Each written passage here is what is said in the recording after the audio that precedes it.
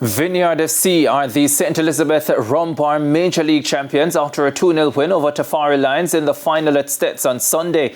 It took 2 late goals to decide the encounter, with Cody Cunningham scoring the opener in the 62nd minute. And 10 minutes later, Maxwell Robinson secured the title for Vineyard with a second goal of the game to end the league as the top scorer. It's an overwhelming feeling. The boys has fight. I've seen commitment. The boy has really done well tonight. Our opponent was very tough, but we fight and we came out victorious at the end of the day. One Vineyard, all the way. I think they were quicker to the ball.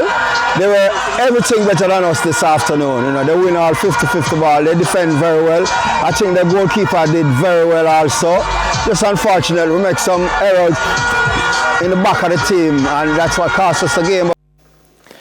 Goals from Shamali Jones and Otis Wilson helped New Holland secure third place ahead of Newcombe Valley United in a 2-0 win. According to the St. Elizabeth FA president, Patrick Malcolm, football in the parish is moving to another level. A media man, and I told him that we would have a team play in the Premier League, and he says I shouldn't promise him anything. I also promise you tonight that the football in St. Elizabeth will go from strength to strength. We play under 13, under 15 Division 1 Major League, and we are going to have under 14 and the women's competition.